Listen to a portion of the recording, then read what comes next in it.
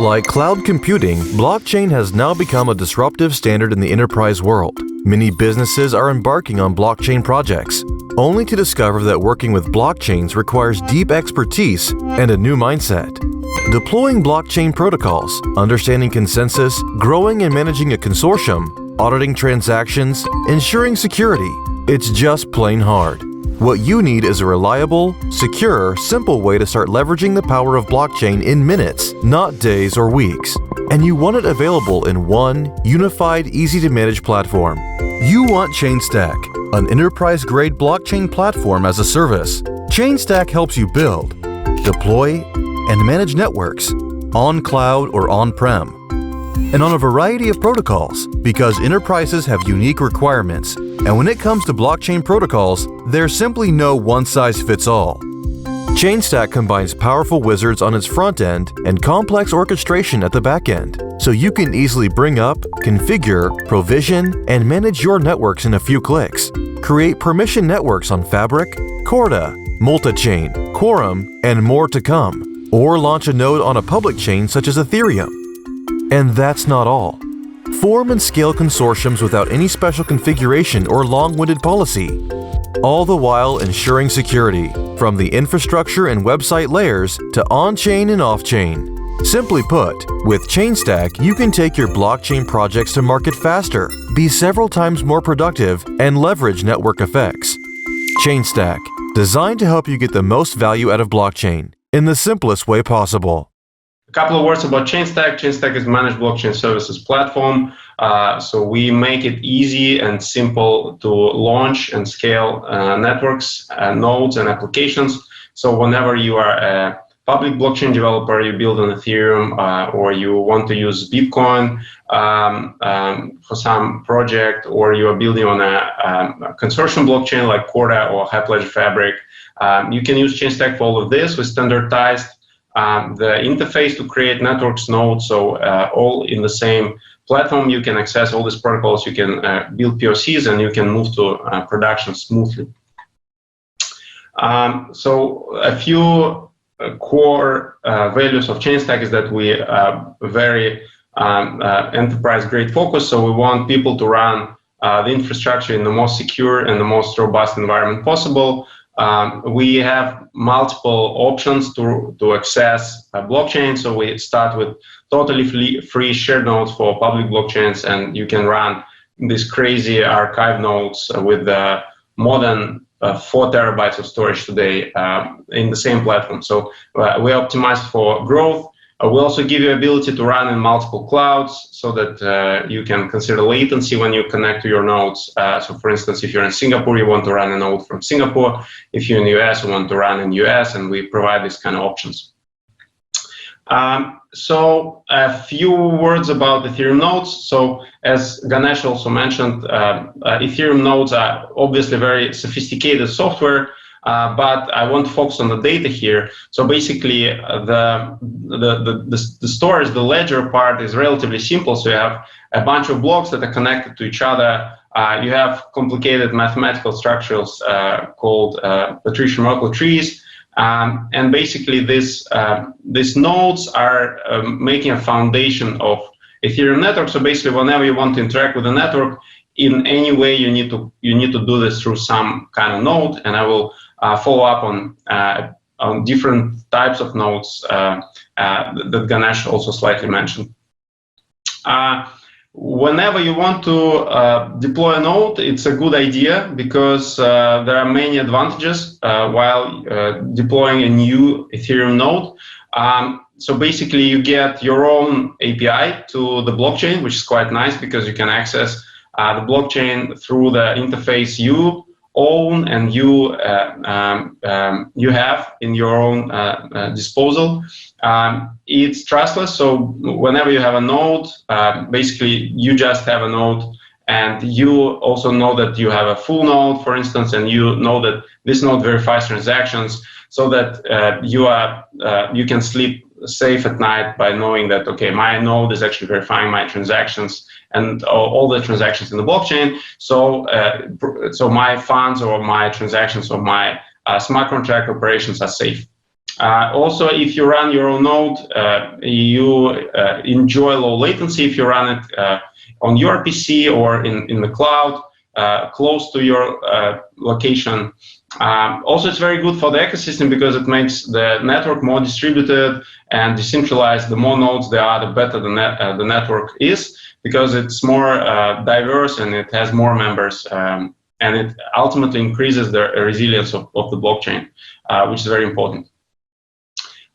So these are the modes of Ethereum node that you can generally choose while you're running a node.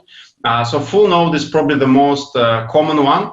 It's a default configuration of a node whenever you run Geth, for instance. So it stores all the blockchain on the disk, basically, and can serve the network with any data based on request. It receives new transactions. It verifies all the blocks and states, so you make sure that all the transactions are valid. And basically, you can technically derive all state from a full node. Currently, full node is around 400 gigs for mainnet, for Ethereum, which is still quite a lot, but it's nothing compared to archive node, for instance. The problem of a full node for all these scenarios, for instance, that Ganesh mentioned, is that it still doesn't store all the receipts, all the state changes. So whenever you want to do something more advanced than just getting an actual balance of an account, you cannot do this because the node cannot just simply get this information because it doesn't store it. So in order to, for instance, get a balance of a particular address 4 years ago, you need to ultimately run an archive node. But full node is good enough to basically participate in the network because you are safe and secure that all the transactions that you have on the ledger are original, are valid, because your node is actually do all this validation itself. A light node is, Ganesh also mentioned this briefly. It stores just a few blocks. It can verify everything, but only when it needs to verify things. So basically based on demand. It doesn't really verify anything else. So it just, if it sends transactions or if it receives transactions, it does the verification. Otherwise, it does not. And it's quite nice to have light nodes on like low capacity devices like mobile phones or embedded devices. And ultimately, to have light node working, you need some kind of full node. So in general, it connects to other full nodes, and it's basically being fed by the information on other full nodes. So it's more or less like a light client. And finally, archive nodes are basically full nodes that also store all historical states. So it's very niche product, like and very niche mode. It's necessary if you want to have to check the state of account on any given block height. So, for instance, I will show a demo of getting the account state on block 999999, which was like a few years ago. And it's usually used by services like Covalent, for instance, block explorers, wallets, and other chain analytic companies that want really dig deep into the blockchain data. Having said that, running an archive node is a very complicated endeavor. So it might look simple that you just need to run some like client software and then wait. The problem is that you wait for a few months usually. So when we initially synced our first archive node, I think it took 3 months from day 0. So it's really, really complicated. It's definitely not retail kind of experience to have a fully synced archive node, but it's still needed if you really want the full power of blockchain data in your hands. So there are some charts that I wanted to share. So the first chart is about the size of the ledger for archive node. And as you can see, as for today, this is a very fresh chart. It's 4.5 terabytes of storage for Geth, and pretty much the same for Parity. So it's quite enormous, and also it's important to mention that this storage cannot be just a regular HDD storage, because otherwise your node will not sync anything, because it does a lot of calculation. It needs a lot of I/O per second for your hard drive. So basically you need an SSD at least, or ideally you need some kind of an NVMe storage, which is crazy expensive today. to have this node fully synced all the time. So it's very tedious and very expensive to maintain this archive node yourself. So yeah, basically that's not all the challenges with running archive node. So yeah, it's expensive, it's time consuming to sync, but also the software itself is not ideal. So it's still being developed actively, all the Ethereum clients. So basically you always see some bugs. Archive node, as I mentioned, is not the most popular type and type of syncing for an Ethereum node, which means that the developers are not like always looking into issues with archive node. They are mostly interested in more retail kind of nodes, like fully synced or synced with a light sync. So there are different issues, especially when you want to sync an archive node. So there was an incident recently with a company called BlockCypher. So they basically lost the node that they were running for archive node. So happily they had a backup, but when they started to recover from this backup, it was corrupted in the process and they couldn't restore the node. So basically they had to like sync from scratch and wait another weeks and months until the node is synced.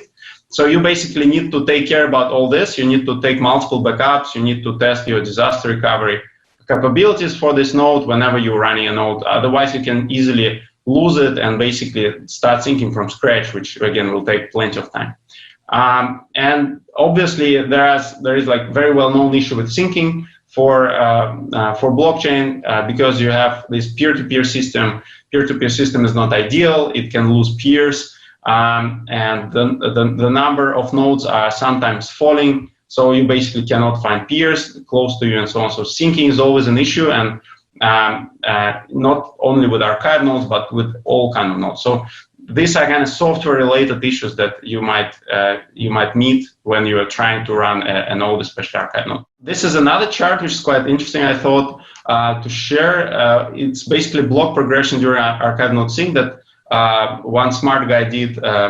He's working in MakerDAO, and he recently tried to sync archive node himself. So basically, you see that initially you have a very, very quick sync because basically all these initial blocks are empty. So if you go and you query some node, or even if you go to Etherscan and you query first like a few thousands or a few hundreds of thousands of nodes even, you will see that there are no transactions. So obviously it's quite simple to sync empty blocks because you don't need to recalculate any like structures, you don't need to do anything. But then after you start having transactions in the block, you see that it's relatively slow and steady, and it requires a lot of time to basically get to a fully synced state.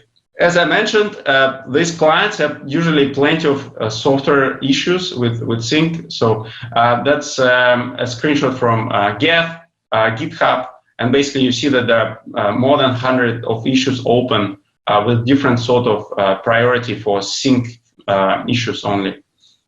This is a screenshot from Parity, and as you see, we have exactly the issue about archive node. So it doesn't sync after like first day of syncing. So basically, people need to invent different like things and approaches how to make it sync, or like add static peers or reboot the node, etc. So it's like a magic that you need to like jiu-jitsu, that you need to know whenever you want to sync a node, especially if you want to sync like a almost 5 terabytes of storage from internet, basically using a peer-to-peer system. So to fix all the sync issues, we created a technology called Bolt, basically which makes your synchronization totally painless. And basically what it does, it gives you an already synced node whenever you create a new Ethereum node. Regardless, you want to create a full node or archive node, it just gives you an almost synced node, because we take snapshots of existing running nodes very frequently, and whenever we need to launch a new node, we automatically provision the storage for a new node from the snapshots. And basically, whenever you start a new node from scratch, you basically get a node that is lacking a few hundreds of blocks. So you just need to do the last mile sync, which will probably take a few minutes. And that's the technology we created exactly to fix the syncing problem. So you don't need to wait a few months to get an archival node. You can get it in 5 minutes, which is quite amazing. So I also wanted to share and show a little demo to show the power of archive nodes. So I want to take the block 99999, which was mined in 2016, take a look at transactions inside and take a look at the balances at the time, whether I can get them from my full node and whether I can get them through my archive node.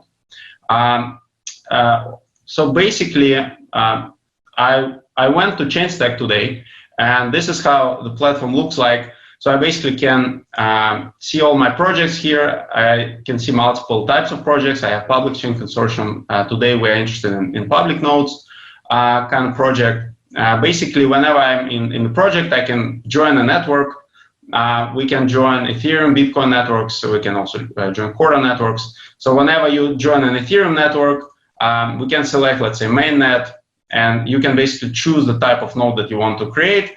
It can be a shared node, which is more like a gateway to the blockchain, or you can create a dedicated node. And in terms of mode, you can create it a full archive. So it's a very straightforward way to create new nodes of different modes. You can also choose the cloud, as I mentioned. You can choose like AWS, Google Cloud, and soon we'll also have Azure support. And that's it, basically. So you need to click next after choosing all the parameters, and you have node running in a few minutes. So that's exactly what I did just before the event. So let's say I have Ethereum mainnet as a network here, and I have a bunch of nodes running. So for this demo, I created two nodes. Basically, one is a full node in AWS APAC, and another node is in AWS US, which is archive node. So whenever you deploy a node, you basically get this simple page that gives you some information about the node and also details how to connect to your node, including RPC endpoint, WSOcket endpoint, and the credentials. So the experience is exactly the same for all kind of nodes, so that it's very straightforward for the customers. They see all the namespaces that are available and so on and so forth. And as you see, I can even create a shared archive node, which is basically not a dedicated one that will cost you more than $1,000 on the platform, but it's actually available on one of our plans, which costs just around $100 per month, and you can basically you can basically access an archive node for $100 per month, which is quite a small amount of money for this kind of service. So then I use these two endpoints to put them into my Postman, and now we can do some queries. So remember, our full node is running in Singapore, and archive node is running in the US. So you will actually see the effect of this because I'm residing in Singapore, and you will see that the full node requests are coming a little quicker than an archive node, so which also demonstrates the latency effect that I mentioned. So in this query, we do get block by number request, and we're using the block 9999. It's just in hex. So basically, if I send it to my full node, I have the response. If I send to my archive node, it's basically the same response, which is a little bit slower because it's in US. So we can see that there are some transactions here, right? We can see like block hash and transaction hashes. What we can do next, we can basically dissect the transaction in this block. So I chose some of the transactions in the block. And again, I can send this request to my full node. Let's say, okay, I get the data, I send it to my archive node. Same effect, so no difference so far, right? So now what I wanted to do is to get the balance of particular account at that time when this block was mined, right? So basically, I have from and to here, which indicates the who is receiving and who's sending. So I selected the sender, and I want to basically get the balance. First, let's do an easy exercise. Let's get the balance of this account today, right? So I'm just launching this request on full node, and I'm querying the latest state of this particular account, right? So I'm sending this request, I'm getting some response, I'm sending it to archive node, same response, no difference. So now what I want to do, I want to have a contextual request for a get balance. So I will take the block hash and I will put it instead of latest, so that I will query this account's balance on the time when this block was mined. And first, I will try to do it with a full node. So I'm sending a request, and as I see, I have the message missing 3 node, blah blah blah. So in this case, I'm running a full node, which is already quite significant amount of resources, but I still cannot get a relatively simple thing. I cannot get a balance in a particular moment of time for my account or for any given account. So now I'm doing exactly the same request, but to archive node, and voila, we see the result, which gives me the balance, which is obviously much lower than the balance on the latest block. So that's basically the magic of archive node, and you can do all sorts of requests that have this contextual block number parameter. So you can get anything. You can get logs of all the events on the blockchain in particular moment of time, which gives you quite a lot of possibilities to data analysis, and also all sorts of DeFi applications, as Ganesh shown. Just to wrap up, why would you not run an archive or even full node by yourself? Because it's very expensive, it's very time consuming. So you want to choose a trusted infrastructure provider that gives you the same experience as if you would run your own node together with the army of DevOps specialists who would actually take care of this node without actually hiring this army of DevOps specialists, and just making the managed service to do it for you. So basically, we provide a reliable service. We provide both shared and dedicated nodes, and we have a lot of tutorials and a lot of docs around how to build on top of these nodes, how you build applications with Embark, Truffle, how you work with Remix, Web3.js, you name it. So we basically provide you full-fledged infrastructure plus a lot of guides on how to build your applications on top of this infrastructure. If you want to learn more, first of all, you can start using Chainstack completely for free today, and you can sign up on console.chainstack.com. You can find a lot of tutorials on our doc site around Ethereum development. You can take a look at all the specs on our product offering for Ethereum at our build beta page, and you can also read in more details about our Bolt technology, which gives you this kind of super quick deployment of dedicated nodes with a ledger that has been synced for you by us already.